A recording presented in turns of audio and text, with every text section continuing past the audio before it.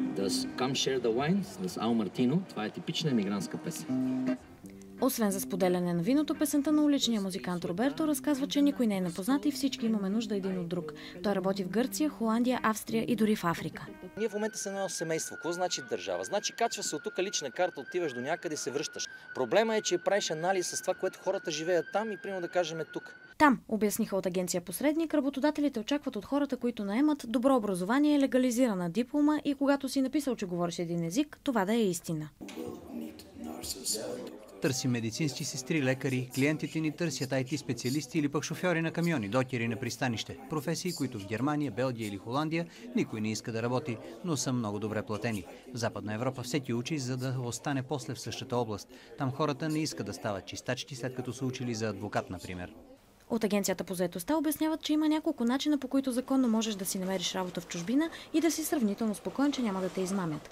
Чрез ЮРЕС, мрежата за европейска заетост, частни агенции или чрез интернет.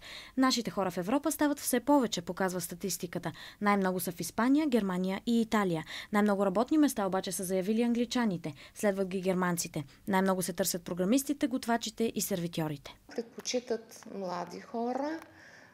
От една страна, от друга страна, тези, които имат 2 години вече трудов стаж по специалността и да имат желание да останат и да работят в тези държави задълго или дори завинаги. Не за толкова дълго обаче се целят българите в Словения, Полша и Румъния, показва европейската статистика. Според фирмите посредници, хората забравят, че Западна Европа означава повече пари, но и по-скъп живот. Друго, което кандидатстващите забравят, че документите им трябва да са вред, а и прилични. Миналата седмица получихме CV на момиче, което държи бельото си пред себе си, а на него пише: тук започват проблемите. Нали разбирате, че това няма как да го изпратим на клиентите си в Западна Европа? Здравко Жерков е от Нова Загора. Работил е няколко години в Пловдив, а в Англия е от 3 със съпругата си. Работи в завод за стругове, плащат му редовно и ценят труда му. Парите му стигат за всичко, въпреки че взима малко над минималното – 7 паунда на час. В България няма такова отношение. Всеки те използва както намери за добре и даже и благодаря ни казва. От тази гледна точка казвам, че предпочитам фалшива усмивка, отколкото искрено презрение. Преди 2014 забавяхме документите умишлено. На българи в чужбина, в Англия специално, е причината за това забавяне. За да нямате проблеми, синдикатите съветват, ако ще пътувате за работа в чужбина, да се ориентирате да намерите връзка с синдикатите там. Може да защитим правата на тези, които не знаем, че са там. Пернишкият Чарли Чаплин би ли отишъл да работи в Европа? Разбира се. Кога? Аз съм работил съм. Къде? В Испания. 4 години съм работил в Испания, пред кралството бех. А имам 2 внучки, които са там. Мъжете им не искат да се връщат. Работи на аерогарата. И то какво работи, мислиш? Пренася куфери.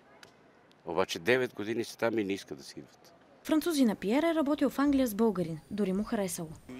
Беше много мил човек, работлив. Бих работил в България. Животът ви тук е ефтин, има много забавления. Тук нашия пазар е така устроен, че не могат да задържат младите хора по никакъв начин. Даже и на мен ми е много трудно да се адаптирам след чужбина тук в България. В България Здравко няма да се върне. Дори на мен ми се е скъпо, при положение, че идвам с пари от Англия. Аз тук ще живея. Българите са оптимисти хора, да знаеш. Не се плащат.